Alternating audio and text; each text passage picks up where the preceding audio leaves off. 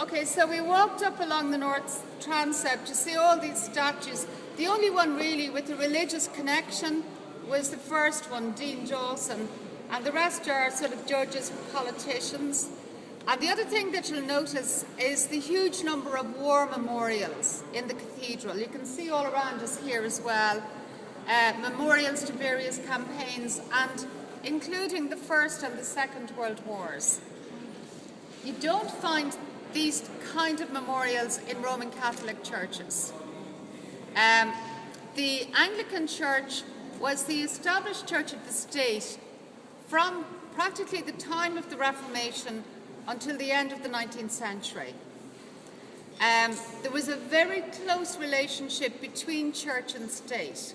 The Crown appointed bishops to the Anglican Church, and often bishops were politicians as well. So there was always that very close relationship. The wars are commemorated in a big way here.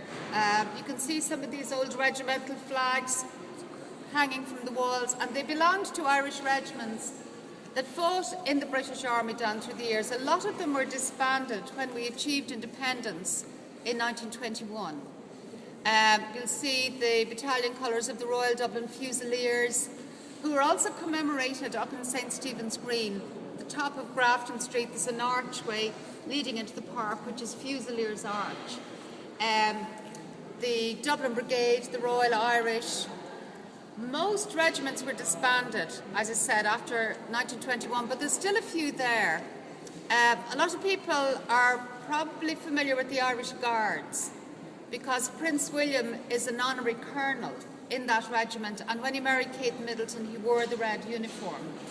And last year on St. Patrick's Day, Kate Middleton distributed shamrock to members of the regiment, including their Irish wolfhound, who got a nice little sprig as well.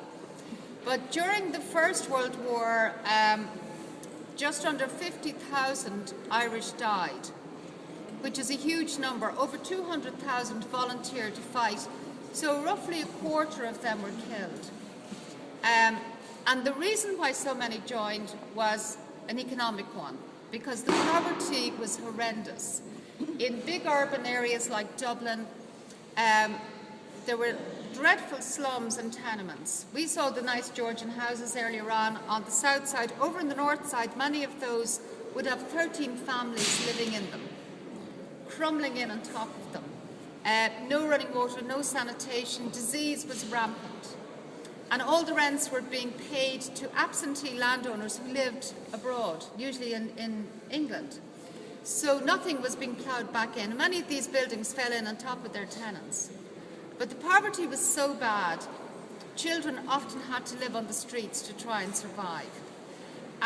So many of these people joined because they were guaranteed a wage, which was paid directly to their families while they were fighting abroad.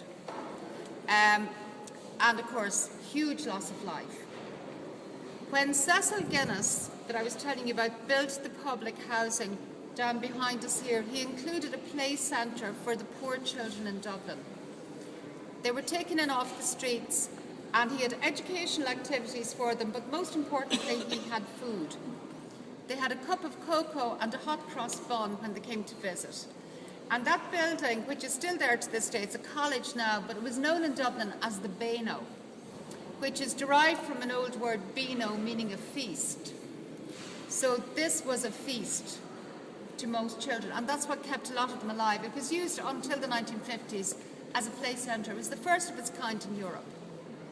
So all these people are commemorated here. Now the spiral staircase, which is on your right, probably my left, that leads up to the organ loft. And that same Cecil Guinness donated the organ just over 100 years ago. It's the largest in Ireland, and it's played here 6 days a week. It will be played this evening, for example, at 5:30 for evensong. And if anyone is interested, by the way, the little brochures that you have the service times on the back. There's an old 18th century organ console on the floor which isn't used anymore. But the cathedral has a very big claim to fame in that the choir from here and Christ Church sang at the world premiere of Handel's Messiah. It took place in Dublin back on the 13th of April 1742. The two choirs combined and sang in the choruses. So not many people realise that. The little music hall is gone. It was on Fishamble Street, but there is a plaque on the street commemorating the event. And the door on my right, probably your left, hanging in the frame, is called the Door of Reconciliation. Back in 1492, Columbus was sailing the ocean blue, but here in Ireland there was a big row going on between the Butlers and the Fitzgeralds. Very powerful Anglo-Norman families. The Butlers were losing the battle. They ran into the cathedral and locked themselves inside the old chapter house. So Fitzgerald followed in with his men and a siege took place. So they were all sitting around and they began to realise that what they were doing was wrong. They were fighting in the house of God, the God they both worshipped. So they decided it was time to make peace. And to make the peace official, the leaders had to shake hands. Neither trusted the other enough to come face to face to do that. Butler's afraid to come out, Fitzgerald's afraid to go in. So in the end, Fitzgerald got his sword and he started cutting the hole in the door. Others helped him. And he put his arm through it, knowing that the arm could have been sliced off. Very big risk. But he took it. And then Butler took the hand, they shook hands through the hole in the door. The door opened, the men embraced, and they all lived happily for about 3 weeks. Back at it again. But that incident gave a couple of expressions to the English language. And I think you're familiar with the expression to try your hand at something. Try your hand, or chance your arm is the other one. So there you go. All began here in St. Patrick's. Now I'm just going to move you over to the choir area and then I'll take you up and talk about Jonathan Swift.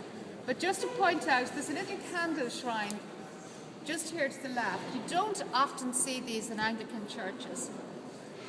The reason why it's there is that all the offerings that people make for candles go directly to homeless charities. I'm not sure about last year, but the year before, 2011, they collected something in the region of €30,000, which went directly to the official homeless charities. So a lot of people throw a few coins or whatever into it, a few cents, and you know, it helps. So that's what it's about. So are there any questions before we move across to the choir area? Okay.